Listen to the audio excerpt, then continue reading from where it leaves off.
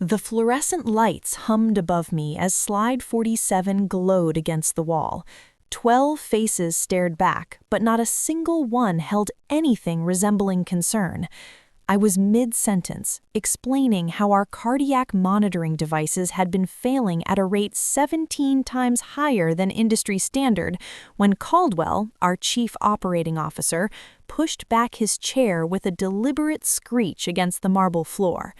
"We're done listening to her failures," he announced, not to me, to the room. His voice carried that particular resonance of a man who had never been told no. "This presentation is a waste of valuable time that could be spent on actual business." Like a choreographed performance, 11 other executives rose in unison. The rustle of designer suits and the snap of leather portfolios filled the silence where my voice had been. Margot, vice president of operations, paused long enough to make eye contact. Her smile was practiced, the kind that never reached her eyes. "Perhaps quality assurance isn't where your talents lie, Serena. Some people simply aren't built for executive-level thinking." They moved toward the door as a single mass, 12 people who controlled billions in medical equipment sales, walking away from evidence that their products were harming patients. No one looked back. Thornton, the chief financial officer, was the last to exit. He lingered at the doorway, his hand finding the light switch with casual cruelty. "Don't waste paper printing this report. It goes nowhere." The room went dim. Only my laptop screen and the projection illuminated the space where I sat alone. 30 seconds passed. My heartbeat, which should have been racing with humiliation, slowed to something steady, something cold. I pulled out my phone, scrolled to a contact saved 11 weeks ago, and pressed call. She answered on the second ring. "They did exactly what you predicted, all 12 of them, and Caldwell specifically mentioned Tucson." A pause. "The Tucson reference is on recording. Crystal clear. Building security archives everything, Section 7.4 of their own policy manual. I'll have a team there in 3 hours. Don't leave the building." I ended the call and stared at the data still projected on the wall. 437 equipment failures, 19 patient injuries, 3 deaths attributed to user error and buried under settlement agreements. They thought walking out was a power move. They had no idea it was the last piece of evidence I needed. Before we continue, I want to thank you for being here. If this story is resonating with you so far, please take a moment to hit that like button. It helps others discover these stories of corporate accountability. I'd love to hear your thoughts in the comments below. And if you haven't subscribed yet, now is the time. Trust me, you don't want to miss how this unfolds. My name is Serena. Until 14 weeks ago, I was Senior Director of Quality Assurance at one of the nation's largest medical device manufacturers. Our products sat in operating rooms, intensive care units, and emergency departments across 43 states. The kind of equipment people trust with their lives without ever knowing the company name behind it. I wasn't always someone who made enemies of powerful people. Growing up in a manufacturing town in eastern Ohio, I learned early that systems could fail. My mother worked quality control at a pharmaceutical plant for 22 years. She caught a contamination issue that would have affected thousands of medication doses. The company fixed the problem quietly, then eliminated her position 6 months later. No acknowledgement, no protection, just silence and a severance check. She told me something before she passed that I've never forgotten. "The system protects itself, Serena. The only people who change anything are the ones willing to become inconvenient." I built my career on being thorough without being threatening. I fixed broken processes at 4 companies without creating enemies. That reputation is exactly why they recruited me. "We need someone with your particular skill set," Caldwell had said during my final interview. "Minor quality inconsistencies have developed. Fresh perspective. That's all we need. Someone who can clean things up without creating unnecessary noise." The salary offer was 40% above market rate. The signing bonus was generous enough to feel like a statement. I should have recognized it for what it was: payment for future silence. My first week on the job, I requested access to my predecessor's files. Rafael Mendez had been quality director for 7 years before departing suddenly, 4 months before my arrival. Health issues, Caldwell explained. Very sudden. He wasn't able to properly transition his documentation. The HR file showed a resignation letter dated on a Friday, effective immediately. No 2-week notice, no transition plan, no forwarding contact. When I asked his former team about Rafael, I received rehearsed non-answers. People who had worked with him for years suddenly couldn't recall his processes or his concerns. The first warning sign came during my facility tour. Priya, a quality technician with 9 years at the company, walked me through the testing laboratory. Her answers felt scripted until we reached the cardiac monitoring assembly line. When I asked about validation protocols for sensor calibration, her eyes flickered toward a camera mounted in the corner. "We follow all established company procedures," she said. Her voice had changed, tighter, more careful. I noted the camera position and continued without comment. The second warning sign appeared in week 3. Testing documentation for our cardiac monitors showed approval signatures on units that hadn't completed required 72-hour stress tests. Someone was signing off on equipment that hadn't been properly validated. When I brought this to my team, 8 people stared at their hands in silence. No explanations, no questions. The fear in that room was suffocating. "Just follow established protocols," Caldwell instructed when I requested a meeting. "Your predecessor complicated things unnecessarily. We hired you to simplify, not create new problems." The third warning sign was impossible to ignore. 3 days after my meeting with Caldwell, $47,000 appeared in my bank account. No documentation, no explanation, no corresponding entry in the HR system. I declined the bonus through official channels, citing a processing error. The next morning, Margot appeared at my office door. "I heard there was a payroll mistake," she said, settling into my guest chair without invitation. "I wanted to personally assure you that this company values quality. We reward people who understand the importance of organizational harmony." "I appreciate that," I replied carefully.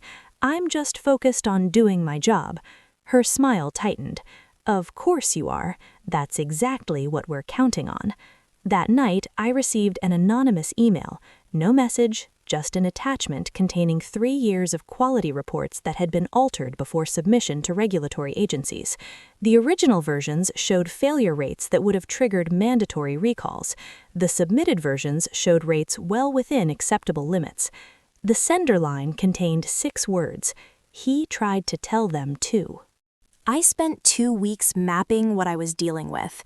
The cover-up was systematic.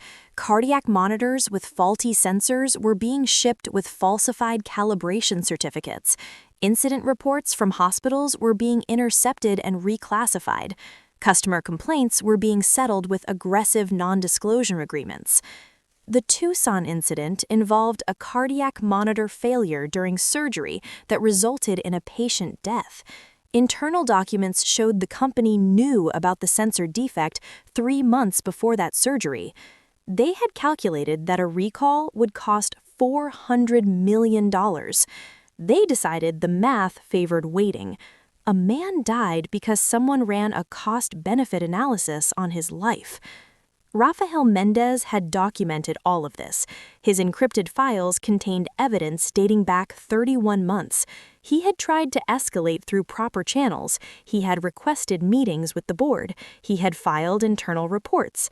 Then he was offered a choice: sign a settlement with a non-disclosure agreement or face termination with manufactured evidence of misconduct. He signed. He disappeared. But Rafael was smarter than they realized. He created a dead man's switch, an automated system that would release his files if he didn't reset it every 30 days. When he stopped resetting it, the files found their way to someone who would act on them. Diana Reyes, senior investigator with the Federal Regulatory Agency overseeing medical device safety. She had been building a case for 2 years, hitting dead ends every time. Raphael's files gave her context, but she needed current documentation to make charges stick. She needed someone inside. Our first call lasted 47 minutes. By the end, we had a plan. Let them believe they were winning until they had already lost. The morning of my presentation, Priya found me in the parking garage. "They know," she whispered, scanning for observers. "Caldwell's telling everyone your report is exaggerated. There's termination paperwork already prepared." "Why are you telling me this?" Her expression shifted to something haunted. "Because I watched what they did to Raphael. He deserved better, and so do the patients who trusted our equipment." She disappeared before I could respond. I made one modification to my presentation. I removed the slides containing the most damning financial calculations. Those were already with Diana. What remained was enough to force their hand without revealing everything I knew. After Thornton killed the lights and the executives left me in darkness, I made the call. Diana's team arrived at 5:17 p.m. 4 federal investigators in dark suits entered through the main lobby with a warrant to access company servers and conduct interviews. I watched from the 4th floor as the building transformed. Legal representatives scrambled. Executives were separated for questioning. Security guards looked to their supervisors with confusion as federal badges superseded company authority. At 6:34, Margot was escorted from her office carrying a box of personal items. At 7:12, Thornton followed. Caldwell found me at 8:45. He appeared in the doorway, his face a mask of barely contained fury. "You have no idea what you've done. This company employs 11,000 people. Their livelihoods, their families, all collateral damage in your vendetta." "This company's products have injured 19 people and killed 3, I replied evenly. "Those were someone's families, too." "Those incidents were user error. Every investigation confirmed. Every investigation was corrupted by your legal team before findings were submitted. Diana has the original documentation, all of it." The color drained from his face. Raphael kept meticulous records. He also kept backup systems you never found." Without another word, Caldwell walked away. By the following week, the fallout was visible to anyone watching. 9 executives faced federal charges. The company's stock dropped 53% before trading was suspended. 3 class action lawsuits were filed on behalf of affected patients and families. Caldwell was arrested at his home at 6 a.m. on a Tuesday. News cameras captured him being escorted to a waiting vehicle, his face blank with the realization that power could evaporate overnight. Margot attempted to negotiate immunity in exchange for testimony. The offer was rejected. The board announced complete leadership restructuring. A victim compensation fund was created with an initial allocation of $300 million. I submitted my resignation the day after the board meeting. Sterling, the board chairman, asked me to reconsider. "We need people with your integrity to rebuild this organization." "You need people who weren't forced to destroy it first," I replied. "My presence here would be a constant reminder of failure, not a foundation for recovery." He didn't argue. 3 weeks later, I received a call from an unfamiliar number. "Ms. Serena, this is Dr. Whitmore, Director of Patient Safety at Northwestern Medical Center. We've been following the news about your former employer and your role in exposing what happened. I wasn't seeking publicity. I understand, but what you did is exactly the approach we need. We're launching a medical device safety initiative. We're looking for someone to lead it." I listened as he outlined a position focused on protecting patients from exactly the kind of negligence I had spent months fighting. "When would you want me to start?" The work I did wasn't about revenge. It was never about watching powerful people fall. It was about a man in Tucson whose family never knew the truth about why he died, about 19 patients whose injuries were dismissed as their own fault, About Raphael, who tried to do the right thing and was crushed for it. About Priya, who risked her career to warn a stranger because staying silent had become unbearable. The executives who walked out of that boardroom believed they were demonstrating unified strength. They thought synchronized dismissal would intimidate me into silence. They never suspected that their coordinated exit, their casual cruelty, their explicit references to past cover-ups, all captured by their own security systems, would become the centerpiece of a federal prosecution. They thought they were showing power. They were sealing their fate. If you've stayed with me through this entire story, thank you. It means more than you know. If this resonated with you, please hit that like button and share your thoughts in the comments. Have you witnessed similar situations? Have you ever had to choose between security and integrity? Subscribe if you haven't already. There are more stories to tell. And remember, no amount of corporate power can withstand the weight of truth when it finally breaks free. Until next time.